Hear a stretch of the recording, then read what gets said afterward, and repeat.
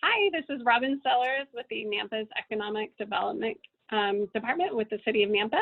And I'm here with Marie Baker, who is a consultant for our local SBDC Center, who we've both been helping businesses during this pandemic of COVID-19. And we've been encountering many questions about the SBA's programs that are put in place to help businesses respond during this pandemic and what they can do. We wanted to highlight, and with Marie's help, who's been working with several different businesses, frequently asked questions and highlight some of those high-level things that businesses need to have at the ready and should know when they're considering the economic injury program versus the paycheck protection program. And so I'm going to hand it over to Marie to talk about some of the differences between the two of those and things that you should be thinking about as a small business. Hi, everyone. I hope that we can help eliminate some confusion that's out there. First of all, I want to share with Robin that we all are here to assist you as you navigate these uncharted waters that we're all experiencing. And really the goal from the government is to help you get through this so that you can come out at the end thriving. And that's really the key. It is a very scary time, and you're probably wondering, what is the best thing for me? So we're really only going to talk about two specific things right now. Again, the first one is the Economic Injury Disaster Loan and Emergency Economic Injury Grant. That is you can apply for that directly from the SBA. It is a very simple application process. Just go to sba.gov/disaster. You'll see it right at the top of the page. It's about it'll literally take you maybe 15 to 20 minutes. And here's what you need to know. You just need to know what your gross revenue is for the last year, your cost of goods sold, how many employees you have, some basic stuff like your EIN number and your bank account, your bank routing number, and your checking account. You're thinking, okay, that seems fairly easy. Why should I do it? Look, this is appropriate for anyone who has been in business and was in business January 31st, 2020, before this all hit.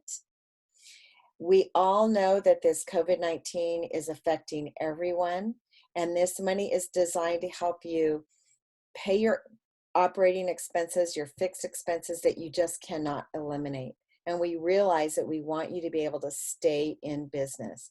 So when you think through that, think through, you know what, I might as well apply. There's a loan component, but the reality is there's a box in there that you check, I want the $10,000 immediate relief grant, and it is a grant. So I would encourage you, even if you're an independent contractor, you are eligible for this. So please think through that piece. Now, those of you who have employees and you're worried about your staff, that's what I've been hearing a lot. And how do we protect them, or what do we do, and when do I furlough them, or when do they apply for unemployment? Some of you are already at the point where they've applied for unemployment, and that's okay. But let's say, for example, you have specifically trained personnel and you want to keep them in place.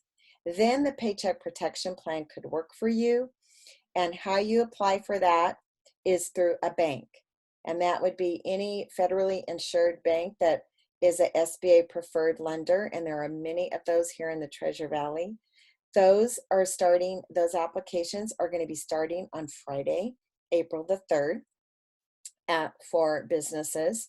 And how you determine that is a month salary and wages, plus any benefits that you have. So we're talking group benefits, health benefits, those sorts of things. And you take an average of a monthly salary times 2.5, and that's what you can apply for. Now, the critical part about this is they are willing to give you a waiver and deferral, actually, for 8 weeks of salary. So as long as you keep the people employed, even if they're home, if you keep them employed and they don't have to go on unemployment, or you rehire them once you get approval, the idea is to keep, money in people's pocket.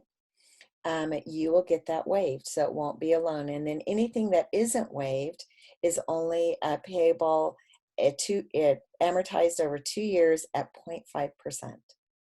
So either way, I would encourage you to seek out these options for your business to help you get through this challenging time. Another final question that people ask is, well, could I apply for both?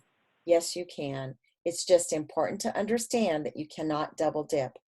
So if you're applying for the Paycheck Protection Plan to pay for salaries and benefits and that sort of thing, if you got the $10,000 from the Economic Injury Disaster Grant, you cannot use it for the same dollars. I hope that helps. I hope that we are remembered that both the City of Nampa, the Idaho Small Business Development Center, we're here to help you get through this, and feel free to use the resources that are out there.